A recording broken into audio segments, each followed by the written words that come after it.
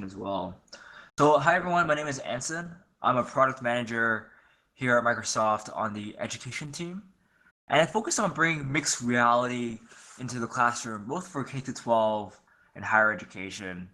And of course, when we here at Microsoft talk about mixed reality, we really talk about it as the blend or the spectrum between physical and digital world, and it encompasses both augmented reality and virtual reality. And super excited for this conversation today. Excellent. Brian.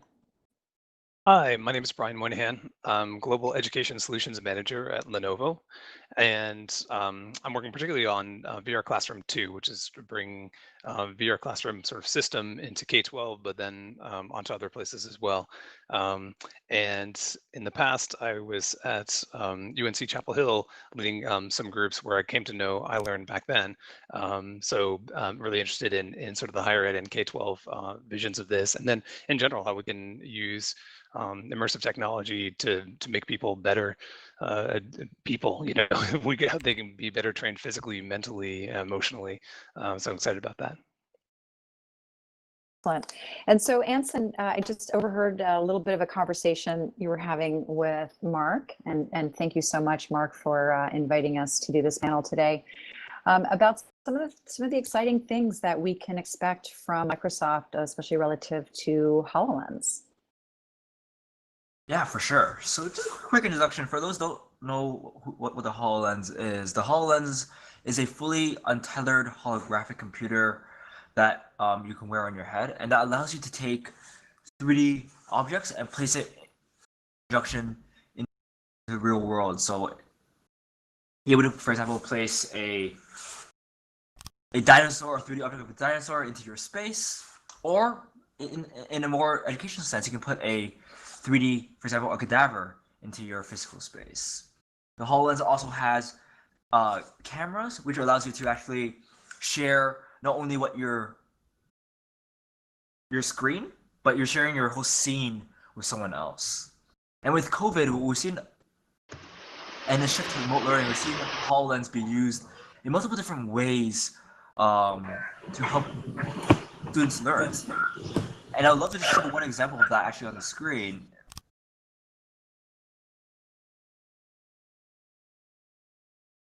Let's wait for that load. And this is actually a specific scenario with Case Western.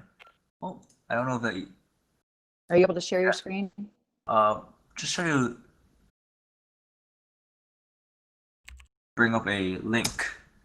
Okay. And Anson, I think you're cutting out just a little bit. And let's, for those of you who've just arrived, if you can use the public chat, we can all see that up here. And, we'll try and address everything. And this is also a good place to put your questions, which we will leave time at the end to get to. And if you're sitting in the audience, I did try and mute everyone, but then I'm not able to hear Anson and Brian. So if you can mute your mics while you're in the audience, that would be great. Thanks, Amy. And this doesn't seem like I'm going to share my screen right now, but with Case Western, what they actually did when they were moving remote was actually send 185 HoloLenses to every single first-year medical student to continue to learn anatomy. And I'll share the link directly into our chat, but it's a great example of how students can continue to learn while not being inside the same physical space together. And in the specific sense with holoanatomy, we saw grades improve to almost a full letter grade when using the HoloLens to learn anatomy. One example.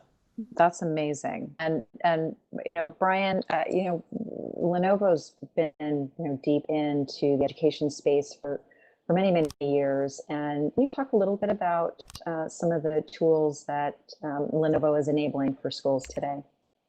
Sure, absolutely. Thanks. So yeah, where I sit in Lenovo is kind of a cross between the education side of things and the AR/VR side of things. So the AR/VR side has history of things like the Fab 2 Pro going back to 2016, the first Google Tango phone, a number of AR headsets and VR ones. We had a Windows mixed reality one, the Jedi Challenge, and other things that you can do for the consumer AR side of things. Some things that are less sort of publicly known, but looking at depth sensing for wound care progression. So on the health side of things, the Mirage Solo, and then now a series of headsets like the A6 and the A3, which are sort of along the lines of HoloLens and 3DoF and 6DoF, heads-up display versus being able to walk around things, as well as the headset that I've been using mostly, which is launched partnership with Pico called the Mirage VR S3. And so I just saw an announcement earlier today that it sounds like the Oculus Go is going away from 3DoF, but I think that there's a huge benefit for 3DoF in a number of directions, especially for education. And what we're trying to do is trying to think about the headset not as it sits by itself, but how it ties into like solving problems for teachers and students and for organizations in general. Thinking about how the hardware ties in with the content, ties in device management, content management, getting training and support. That's all sort of one big thing. So that's for my project that I'm doing, VR Classroom, what we're bringing to the market. And so it's interesting to me to think, I heard two things about education that got me excited about where I am in Lenovo. One of which is there was this great quote that said, the more people will be educated, like in formal schooling, in the next 30 years than have ever been educated, like in the history of humanity combined, which is like a shocking number. But it's true. If you think of there's billions more people and there's a lot more formal education now. And then, education worldwide, Lenovo is the biggest provider of educational technology. So if you combine those two things, I was thinking we're sitting at the nexus of something that can change human civilization. It's like it's a very exciting place to be. So I'm excited about thinking about how we empower people to create, how we think about doing things, again, as Anson said, like in a distance learning way, where you'd be able to control headsets at a distance or launch into simultaneous experiences at a distance. And so there's a lot of exciting things going on. Yeah, and you touched on something that I think is a really important component about this is not just the device management, but the content management and making it easier for educators to find and share content. And I think for both of you coming from Microsoft and Lenovo have some great systems and some great solutions available. And I'd love to hear, and actually, Brian, if you want to kind of continue your thought, and then I'd love to hear from Anson on the solutions piece, because I think it's hardware can't live in a vacuum. So let's talk about some of the content that's available and the ways in which educators can access and share that content. Sure. There are a couple of things. One of our big content partners for what I've been working with is Vive. So you may know they do they have something like 550 modules that are mostly STEM, but also virtual tours and things like that. That's students go in and they're learning chemistry and physics and math and history. And so I think this is a movement that we've seen towards the earlier generation of VR was less sort of focused, less curriculum mapped, and being tied into specific ways that teachers teach, and increasingly we're seeing that come around. So a previous round in K-12, you would see a lot of people using Google Expeditions, which is fantastic, but it didn't really necessarily tie directly into curriculum map stuff. And I think one of the exciting places that we're seeing expansion as well is things like in career training, which is something that we're doing, and then some of the areas we are not in yet, but I'd be interested in expanding into, like special education and focused kinds of training. Yeah, and I'm going to put a pin in the special education for now, but I just joined an event a couple days ago about accessibility in special education. So I'd love to come back to that because I think that's an important point. But Anson, can you share some of the ways that you're allowing educators to access great access and share great content? Yeah, for sure. I think just echoing with what Brian was saying as well. I think it's really the importance of ensuring that all the content that we have is curriculum aligned, and actually accrues to a specific pedagogical value.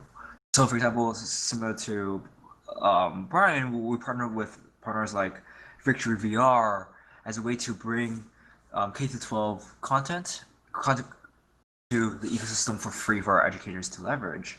And also, as Microsoft, we have created some additional platform tools which makes it easier for educators and students to create content on the platform, including, for example, Microsoft Maquette is a great example of that, of us creating a tool which allows educators to create 3D scenes in 3D.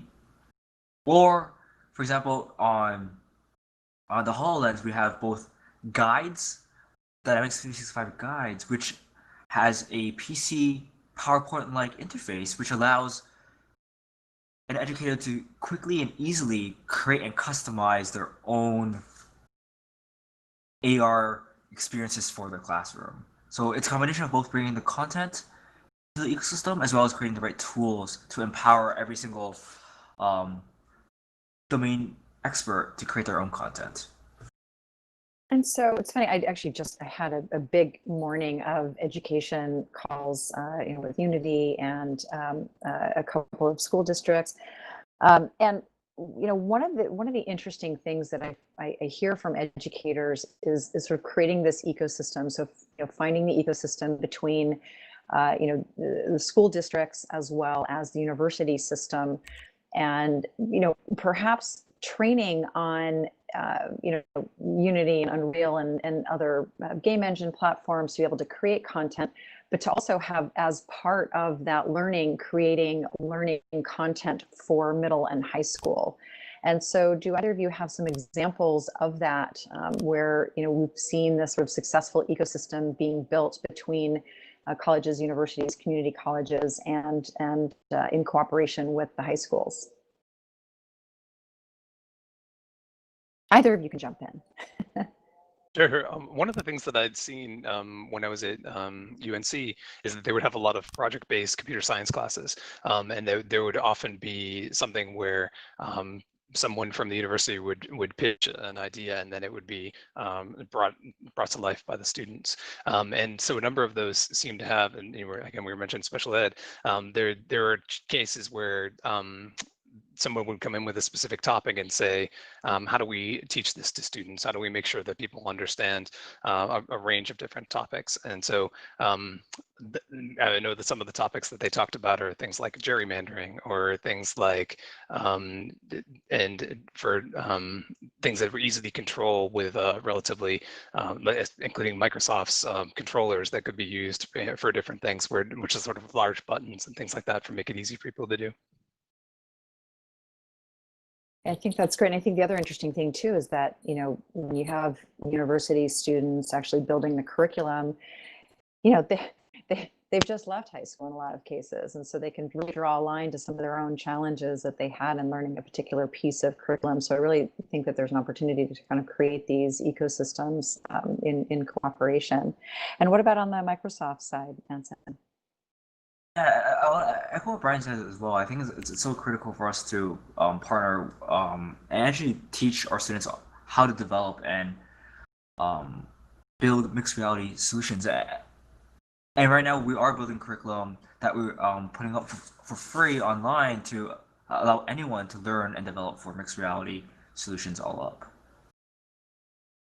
I think that's great. And there's a question here from Lynn about, keeping the momentum going for XR in higher education, but also just the concerns of sanitizing headsets and VR labs. And certainly many of you may have heard of clean box technologies.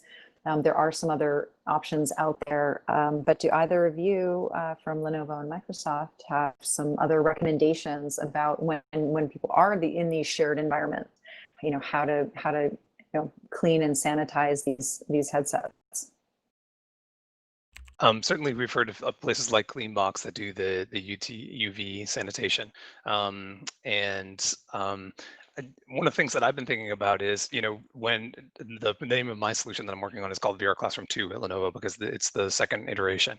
And the first iteration was very much based on this idea that you would have a cart with 36 headsets, that you'd be able to plug them in, wheel them into a classroom, you use your class, and then go to the next one. And with MDM systems and other ways of being able to control the headsets remotely, both from like the IT perspective or the teacher's perspective, this easily can be done for distance learning. And then distance learning, I think with COVID, what we faced is not so much distance learning, but people are saying like COVID learning, right? I was like, what do you do in the midst of a pandemic, this emergency situation where people are sort of thrown into it? But I think we're still there, as we're thinking about for the fall, whether at K-12 or higher ed or various other institutions, people are not sure if people are going to go back. And so I think we're going to end up with a lot of these things that are sort of distance learning, but from within a mile away.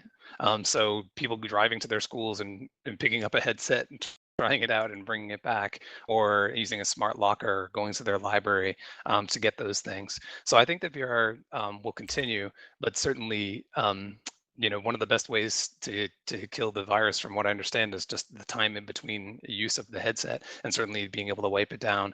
And new headsets are coming out that have more or less of the ability to sanitize. So I think that we're going to see there's going to be a lag in the marketplace to be able to catch up with all those things. And there definitely needs to be the willingness to pay. I mean, as budgets get cut, and do you want to spend $1,500 on a device to clean them, is a question that's an open one. But I do think that we'll see interesting times for VR. Definitely cutbacks in some places, and I think rushing ahead in others.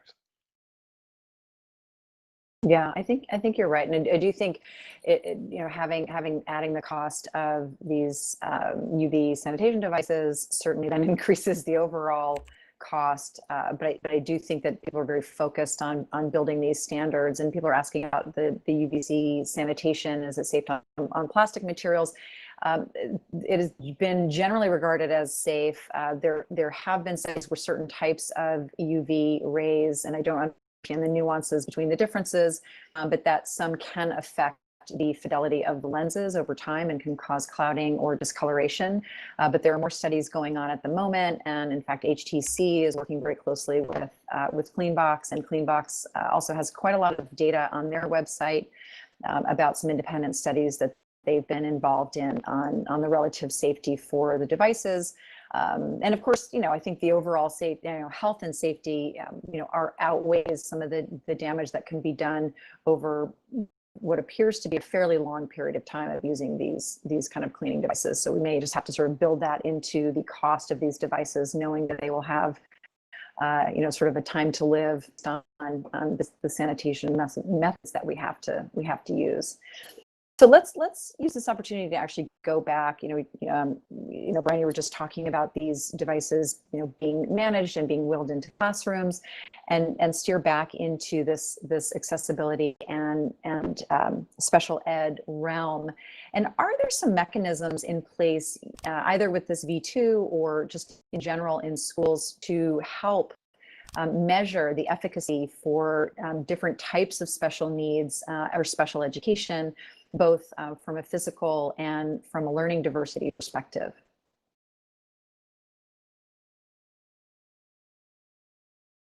Anson, do you want to? Yeah, I can start with that. I think the inclusive classroom is such a critical station because, as we know, all our students are diverse in classroom. One of the tools that we bring into our ecosystem is called Immersive Reader. And Immersive Reader enables and helps students with dyslexia, dyscalculia, or English as a second language student read any text. And this Immersive Reader tool is built into all the, or a lot of the Office products, including like Word, OneNote, and etc. And one investigation that we've been conducting for the last year or so is actually bringing that immersive reader experience that helps students with dyslexia and dyscalculia read into VR as a way to help student focus and span the text within a VR world. And actually, I think one of the stories I always like to tell is we were doing a user study earlier on in the prototypes, and we brought this experience into a elderly home where the senior was unable to read for the last 10 years because her eyesight was deteriorating. Through this experience, it was actually the first time she read any text in the last 10 years. So I think as a company and as an industry, we're exploring different ways that VR and AR can be used to build a more inclusive classroom. Anything else you want to add, Brian? Yeah, I mean, some of the things that I think, and I've been sort of following the chat, which has also been fantastic, is that people are talking about. I mean, one of the things you think about, if you're going to give somebody VR, is it inclusive if for various reasons they have, VR sickness or their interpupillary distance doesn't work with the device they're using, things like that. And so I think having sort of a backup with a web-based solution, something like and thinking about the growth of web XR and solutions that sort of are kind of a mix is an interesting spot to be in.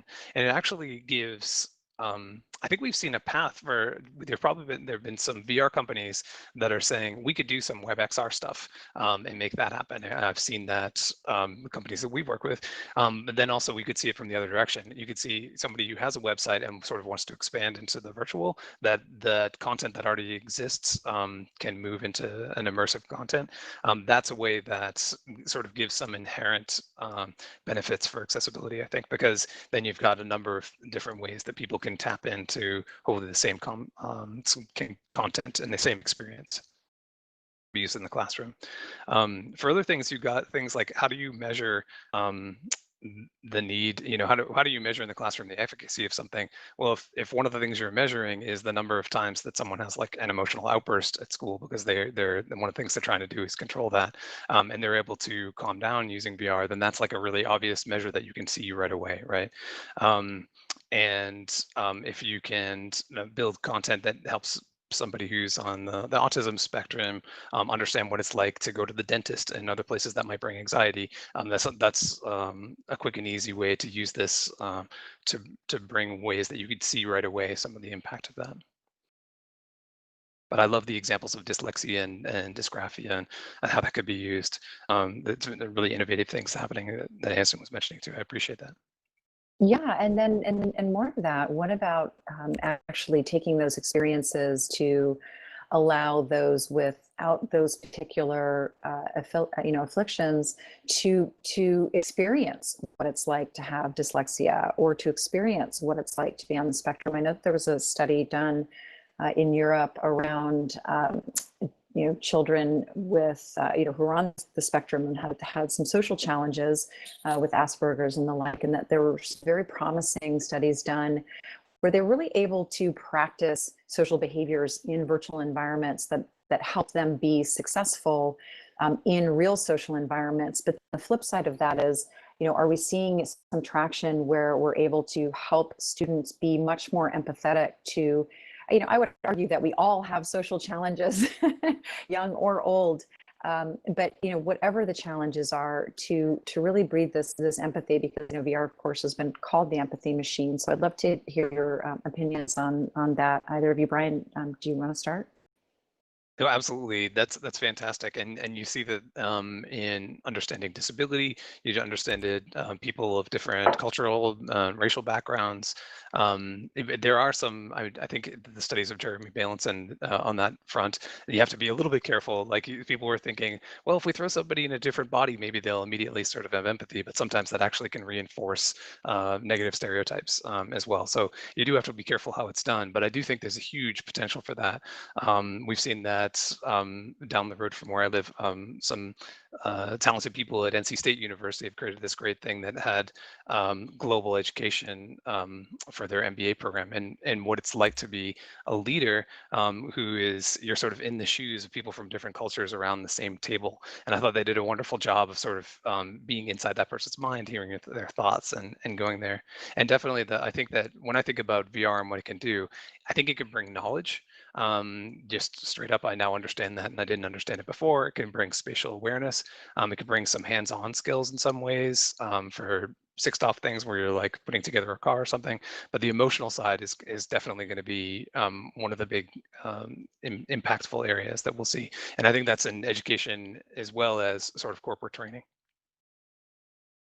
Yeah, I got that as well, right? I really think VR is an empathy machine. It's one of the best ways to be able to put someone into someone else's shoes to learn and understand how they're feeling uh, and on what they're experiencing. I think there's multiple examples out there from putting a person into the shoes of that has dyslexia, or putting a person in the shoes that's crossing a border for the first time. I think great examples of just how VR and AR as well can create empathy for end user or for our students. Yeah, and I think that that's in keeping with this move to start to really include, life skills in general in, middle and high school curriculum. Because it's amazing. I mean, I remember back going through school, it's easy for us to come out of school and have this sort of academic knowledge, but just not have any life skills.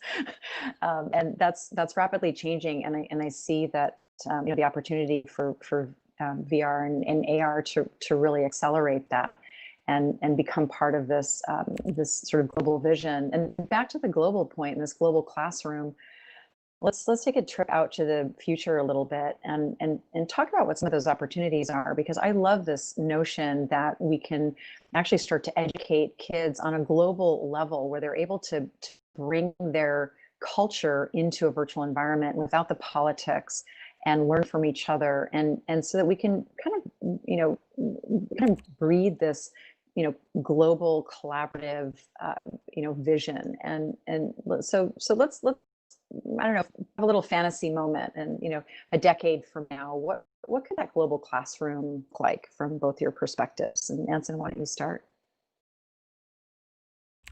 Yeah, for sure. I think with remote learning and COVID, it's actually accelerated some of that future already, right? Where we're actually able to see students from around the world join a similar virtual environment to learn from each other, as well as to go through class, right? And I think as we move to more remote and hybrid learning environments, scenario will only be accelerated faster. And I'm not so sure if you want to add anything, Brian, as well there. Sure. One of the things that I've definitely benefited from is traveling a lot in my life. And I think that when I went to a place, it became so much more real, and that I could understand it in different ways. I mean, certainly for language learning, but also understanding sort of the benefit of the history and culture of a place. And I studied religious studies to be able to go and see people worshiping in a different kind of environment, hopefully would bring that sort of empathy. I think the only thing that I had something like that when I was a kid was like having a pen pal in a different city, right? That you would like, I can Mhm. imagine sort of someone doing 360 video pen pal experiences, and they sit someplace in their hometown, and it's like, this is me, and this is my room, and this is my family, and this is my favorite place to play. And even that would, if you could give that to someone else and they could send you another file and you put on the headset and you're living in their experience, I think that could be fantastic. Something like Yeah. I was reading recently, some 20% of Americans have a passport, and we live in one of the wealthier countries in the world where people can go overseas, and so even if that's such small number of people who have ever even traveled across a border before, it's kind of amazing to think of how we can tie people together in VR. And of course, a lot of these things we're talking about could have and should have and already have been done in other ways on the web or on TV or in radio, various other ways. But I think there's something about VR, as we all know, that is so much more immersive, that and also that it's not, you're not stuck to the frame of the author. You're not getting a tight focus on the one thing they want you to see. You're seeing the full context of where something exists. And I think that's important as well. Yeah, I think that's a great point, and where, instead of educators having the responsibility of making sure, the vast sort of chasm between, the way one learner at one end of the spectrum learns and one another learns, and making sure that everybody, on both ends and in between are getting the best out of curriculum, that maybe they can eventually become guides. And there are these sort of virtual worlds of exploration that teach the concepts, with this worldview, and kind of at that broader view that you just mentioned, Brian. I went over this question and didn't get to ask it from Chris Hoffman about talking about these virtual campuses, of which we're in one now. I can talk a little bit about the HTC XR suite with Verbella and Allspace and Engage and some of the other platforms. What are some of the ways that those are available today? And so, what are some of the ways that educators can leverage those today, and then how do you think they can evolve with the hardware? And Anson, you mentioned some collaborative work that Microsoft has been enabling. So maybe you start. Sure. Let me start. I think with these virtual campuses, it's very awesome already to see how our education customers are using these spaces for remote learning, because again, at the end of the day, lecture experiences is just one of the many different experiences students might want to have inside a school. We've seen with these digital spaces, we've seen proms, graduations happen within Altspace, Engage, and etc. And it's been pretty eye-opening to see how educators are using these virtual spaces. But I think really in the future, where I think it's going to be most powerful is really just the hybrid of these virtual spaces into other platforms that are already being used for collaboration. For example, like using Microsoft Teams, it would be awesome to see how you can transition from a space of social presence to a more traditional collaborative platform. And I think that's where we'll see your go to. And Brian? Yeah, I think that these. Oh, sorry, I'm getting an echo off that. Oh, can everyone please mute their microphone? Thank you. Yeah, thank you.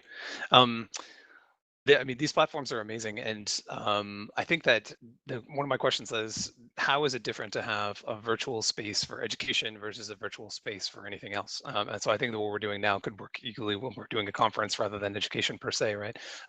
And there could be a number of different kinds of educational things, and a lot of things it would come down to what headsets do you have? What budget do you have? What are the restrictions of Wi-Fi for the students who are using this? So I think we're going to find different solutions that different people are going to use, and ideally we'll find some that are really good in cross-platform as well.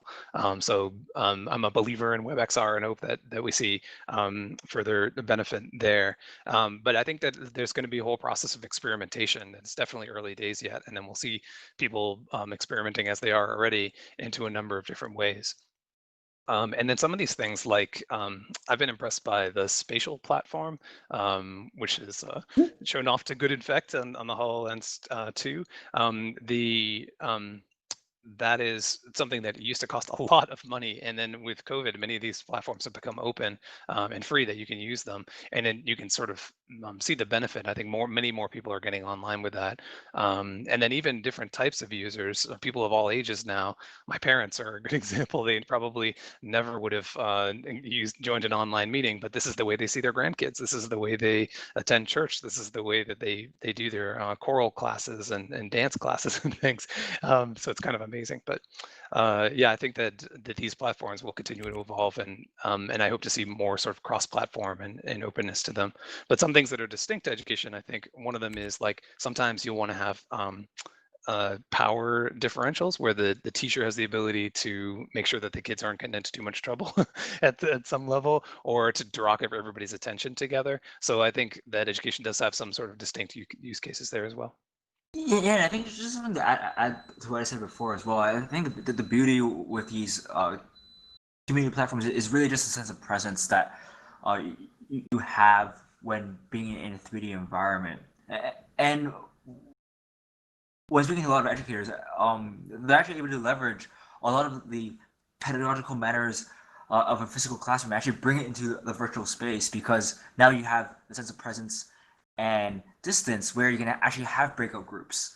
An educator can actually walk around the classroom and um, engage with like they would in an actual classroom. And I think there's a lot of opportunities for us to um, explore how this tool can be used. Yeah, absolutely. And I think, to echo Brian's mention of spatial, and their integration with Zoom, I think that's right. And there's even a comment here from the audience about getting to that kind of cross-platform, cross-media place where we can really seamlessly move from one to another. And I've seen a few examples of that. And I'll look it up while we're talking, but there's um, a collaborative platform, and the founders based in Australia, and they have a VR version, they have a mobile version, they have a laptop version, and you can really kind of hop between either. And though the sense of presence is that much more powerful in a headset, it's still equally, well, not quite equally, but it's still very impressive on the mobile and on laptop. But I'll look up that link while we're talking here. And so what are some of the great examples you've seen of these sort of cross-platform, alongside spatial, where we've built some integrations, or where there's a sort of a WebXR version, and then there's sort of a standalone version. Do you have either of you have any examples, with Microsoft or Lenovo partners that you can share? I think the two that we work with most, like you mentioned, is spatial on the HoloLens standpoint, and on the VR standpoint, we work on bringing alt space into the education ecosystem as well as to our consumer endpoints as well. And I think those are the two primary partners and first party solutions that we bring into the ecosystem from Microsoft's standpoint. And on the And Lenovo Brian? side, so I represent again the education side, but there's the commercial VR side and the consumer AR and VR sides of Lenovo. So I'm not sure what partnerships have been announced, but there are definitely some in the offing. But certainly the ones that are open. Like I've always been a big fan of Mozilla, and I think that the Hubs platform is getting to be increasingly robust and can do interesting things there. In fact, that accessibility summit that I attended earlier this week was in Mozilla Hub, so I think that's one to watch as well. And again, with WebXR improving, daily, and I think we're at this nexus as well, where the thing that was really missing was a broad enough user base so that we could start to understand these interactions and some of the challenges that consumers, students are having getting in and out of these environments, moving from platform to platform. So I think armed with the better data, that's just going to help us build these platforms in a much more powerful way. In fact, I was in Virbella only probably, I don't know, 3 or 4 months ago for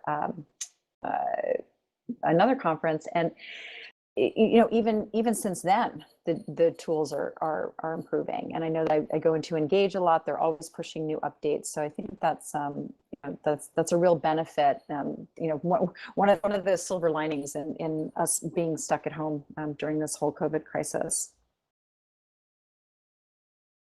Let's see here. Let's see if we have any other questions talking about the instructional designs. Let's talk about just some of your partners.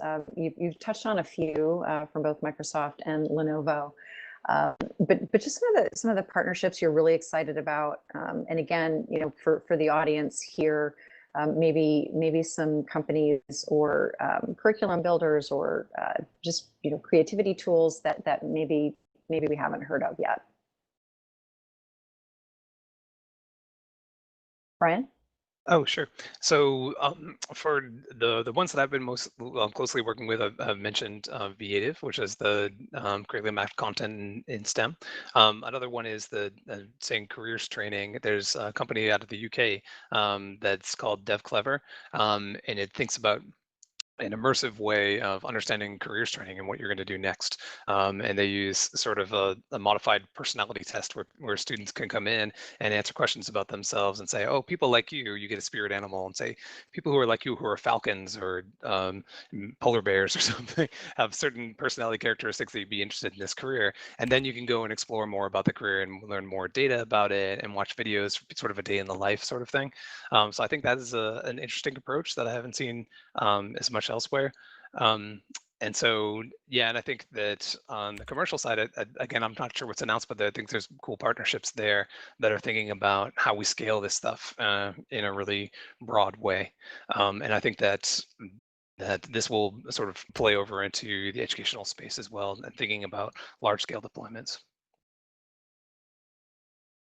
Yeah, Yeah, and if Brian, if you can pop in a couple of those links, while we're on here, if you have access to them, so we can add those to the chat. And I'm hoping we can capture all this because we've got some great commenting going on, and I hope we can save this. And so, Owen, I didn't give you a chance, Anson, to talk about some of the partners you're excited about. oh, no worries. I think for Microsoft, we work with hundreds of mixed reality partners inside our mixed reality partner program. But what I think that I haven't talked about yet is a partner of ours called GigXR, who is actually a spinoff of Pearson, where they're actually building two pieces of software for the HoloLens 2. One is Holo Human, which allows you to be able to interact with and dissect a 3D cadaver. And the second one is Holo Patient, which leverages 360 capture of patient video and allows a user to triage and go through specific procedures that you might need to do inside a nursing program. And this has actually been super popular with the COVID timeframe, as students are not able to go into the hospital anymore or be able to interact with any standard patients. And I'll paste the partners link into our chat as well. Oh, great. Excellent. If the tech support team is able to capture this, the public chat, that would really be amazing. I'll try and do it as well while we're chatting here. And of course, any more questions, feel free to ask. But we've kind of touched a little bit around maybe the opportunity for adaptive learning. And I think the opportunity in virtual environments, just because we get so much data about how students are actually interacting, and we can capture great data around learning outcomes. And so adaptive learning has been around for a long time, but to really deliver it at scale and successfully, I think has been challenging. And so can you talk a little bit about maybe some of the ideas that that either of you, if you're able to share, because I know this is sort of new and nuanced, but some of the opportunities where we can start to leverage all of this user interaction data to deliver the right content in the right learning environments on a more individualized level for students. And Anson, if you want to take a shot at that, if you have some news that you're able to share. I recognize that a lot of this stuff stays under wraps for for long periods of time. No worries. I think one thing I would like to share is we're actually focusing on, like you mentioned, how to bring class insights back to the educator on helping educators understand the digital activity of a student. And actually, we recently announced something called Class Insights that we actually embedded inside Microsoft Teams as a way to help educators understand the digital activity of a student, including what grades that they have, which assignments they have turned in, how often are they collaborating and speaking up within a digital environment. And you can imagine how this can transcend onto multiple different endpoints, including some of our mixed reality solutions. But being more concrete on stuff actually that's out there is actually, like I mentioned earlier, with the solution with Dynamics 365 guides, it actually has that data insights already captured from the interactions of the holograms, and we actually present that data back to a manager or to a educator on those actionable insights on helping the educator understand the performance and the learnings of a student. And I'll happily put that information into our chat. That's a great example of how you can leverage a mixed reality environment to provide actionable and meaningful insights back to the educator or back to the student themselves. So let me put a link inside our chat. That's amazing, and I'm glad you brought that up. And Brian, what about you? Yeah, I mean, of course, analytics is an area too that you have to watch out of collecting too much data and how it's being used and Yes. everything else, how it's being stored. But definitely is a huge potential. I think particularly for the personalization to the individual student, and then we're seeing that. I think from what I've been working on personally, there's a couple of great examples for the companies I mentioned, like Vive and DevClever, where you're doing a formative assessment of students on each and every module, and then you're able to see who's doing well and who's not doing well, and get the individual level students, which things they've been looking at, which things they've returned to. So I think those things are strong. But I think outside of the immersive space that we're seeing a whole lot too, where there's all kinds of interesting ways that you're using AI to personalize learning to individual students. And there's definitely a huge potential there. And then DevClever, thinking about somebody's personality type, how many internships have they applied to, helping them apply to schools, trying to get that a way that scales where the students are getting personal attention, and you're easily able to see and give them what they need. And certainly the ultimate vision for that, is I'm sure a lot of people in this group have read, but it's that sort of diamond age vision, where the young ladies primer, where you get a student who's coming into an environment that's completely customized to them, that starts teaching them what they need to teach, whether that be things that are like kung fu or physics or anything in between. So I mean, we're going to see more and more of that, absolutely. And we'll be able to do it on things like level of attention, as well as learning outcomes. But again, that's where it gets into some questions about privacy and other issues.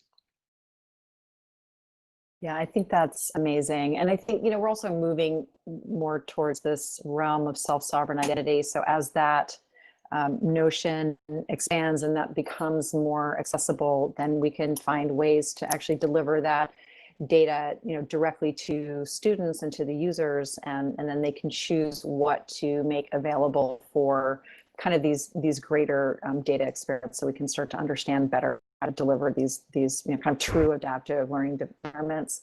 And then of course this leads into using VR as an assessment tool. And do you have some any news or some ideas around how to leverage for assessments, and so you have a particular training curriculum, but then it's fairly easy to turn that into an assessment device. And so do you have any examples of that you might be able to share, either Brian or Anson? Brian? I think some of the things I was just reading the new book Infinite Retina by Robert Scoble and others, and just thinking about that level of this is sort of moving away from the K-12 and higher ed space, but the focus on being able to do things in the factory, or to be able to see directly when somebody is interacting with something, how well they're doing about something, and get immediate feedback on how that's been done, to be able to track those things. And then, a lot of these things, one of the things I love about XR in general is that you almost, it starts to free the mind in a way that you start to think of Kent Perlin, who's one of my heroes in the space from NYU. I said, like, what's the Harry Potter vision of what you're trying to do? What is the magical version? If you could do anything, what would you do? And then sometimes you do that, and then you're like, okay, this is how you could do that in VR. And then you start scaling it back and be like, wait, this is how we could do this with a piece of paper, you know? So it's actually kind of freeing the mind to think about this grand scheme of how we could do these assessments and things. And a lot of times it brings it back to something like paper. And I think that ultimately that is sort of where this vision of VR is headed, that we are right now in a space that's like a virtual room. And so they're trying to, in a digital format, sort of reproduce the real world. But I think we want the opposite too. I think we want our real world stuff to be smarter. You know, we want to be able to touch the tabletop and have it react to us. And those two things are kind of coming towards each other at a rapid rate. So I think, how do we have Mhm. things that are the more natural interfaces and get forms of feedback based on that? I think will be the sort of really interesting next steps.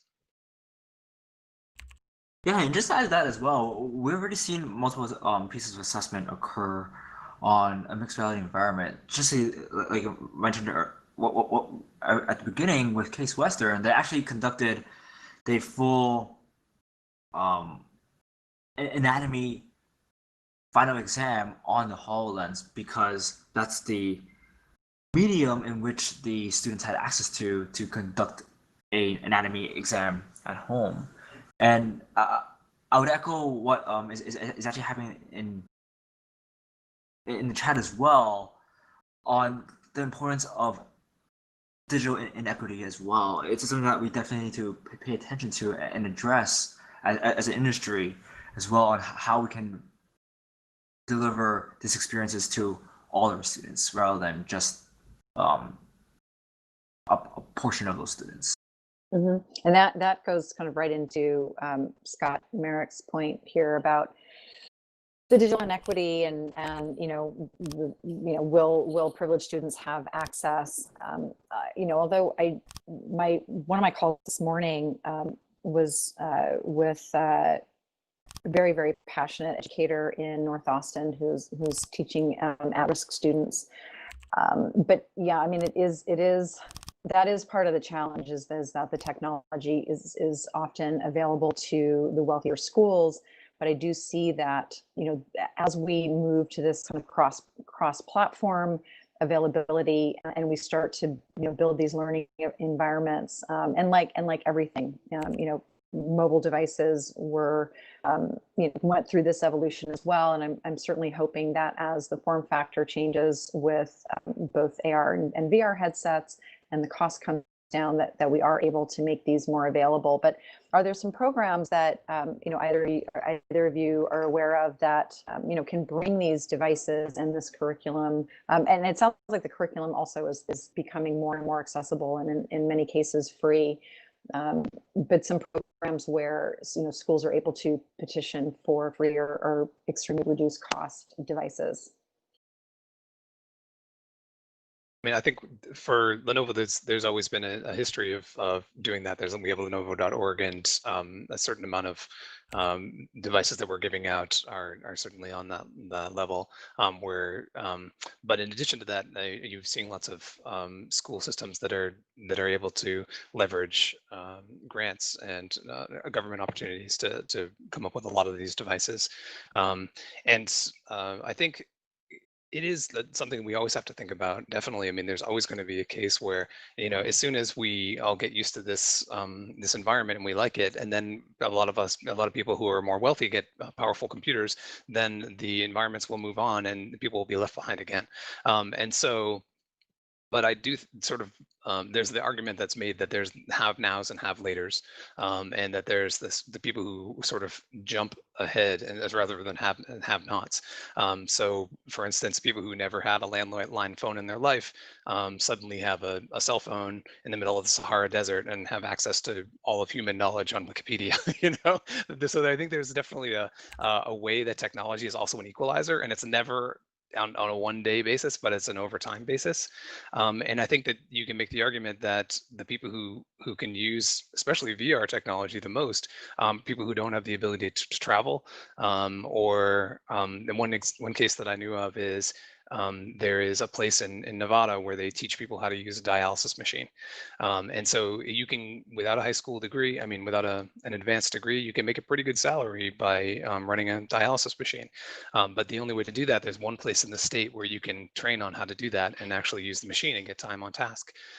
With VR, you're able to get remote access to that machine, use it as much as you want, and then be able to train for a lucrative career. So I think the idea of upskilling will be a place that we see that benefit.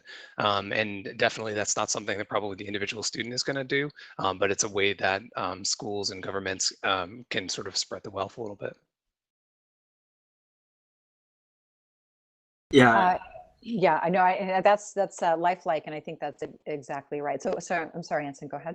No worries. I was just going to echo that, pretty much everything that Brian said as well on here at Microsoft as well. We're very cautious of ensuring that every single student has access to the right tech.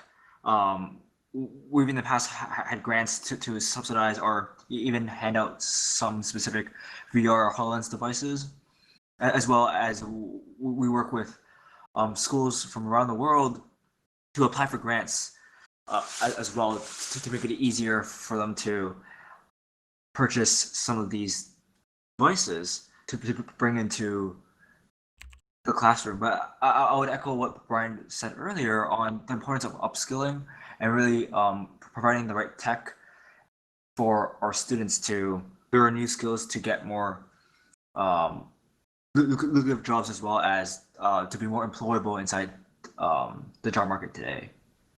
Mm-hmm. And I'm on the board of XR Marin, which is here in my backyard, and we're working with a number of the unions and community colleges to not just build training, but also, kind of tell the story of what these trades look like. We've been ravaged by fires, and now there's actually a shortage of tradespeople to help rebuild these homes that have been taken in various fires. And so, the idea is to bring this curriculum into schools, but also sort of entice people, young people, to see what it's like to be part of the trades. And there's sort of a storytelling component, and then there's a training component. And again, it's the idea is to create opportunity. And so, while it's not a perfect system, it really is, and it sounds very trite, but it is up to all of us to make sure that the technology becomes as accessible on every level and with every nuanced meaning of that word accessible as possible.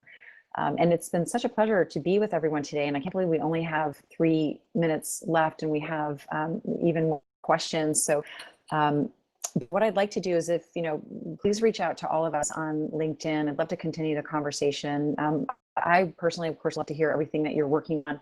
And we're all 3 of us are out there a lot, and so we're happy to help connect the dots or assist you in any way we can. And I'd love to maybe just wrap it up with just some final thoughts from Anson and Brian on just this opportunity that we're in right now, and then we can close this all out. And again, thank all of you for joining us today. So Brian, why don't you start with just a closing thought for all of us? Sure, absolutely. I think I was getting at it a little bit before, in the sense of that, to me, it's really exciting, the fact that we're going to see the spatialization of the web and the convergence of all these technologies coming together. And that what's amazing about it for me, as I mentioned earlier too, is this sort of like, I believe that it's part of like the evolution of humans that we're getting to be more full and complete versions of ourselves. And you can almost take a chart and say like how well we see and how well we hear and how well we emote with others and how well we're able to do anything. And think about how XR could be applied to making us better versions of who we are. So definitely that like vision of human potential is something that's really exciting to me. And particularly, taking somebody like Brett Victor at Dynamic Land, who's turning the environment around them into a computational device with projected cameras and clever uses of physical objects. I love the idea that we're going to tie in robotics and IoT and 3D printing all into this grand vision of technology that XR, I think, is going to play a critical role in tying together. So to me, that's a great future, and education and sort of making people better versions of who they are is one of the most exciting aspects of it. Yeah, and And for me, I think like for a while, I think there's always been a desire to bring mixed reality, AR and VR into the classroom. But I think with remote learning, with uh, budgets getting cut, I think it's really cemented the need for mixed reality to be brought into the classrooms to solve some of the challenges that we have with blended learning, as well as with remote learning all up. And I'm super excited for us as an industry and as a group to unravel some of those case studies and potentials to help students learn and be successful in the 21st century. That's great. Well, those are very inspirational words, and I'm so thrilled to be able to get to chat with the two of you today. Thank all of you for joining us today, and thanks so much to Mark Lee and Jonathan Richter and the entire iLearn community. This is an amazing event, and like I said, please reach out, and we're happy to help.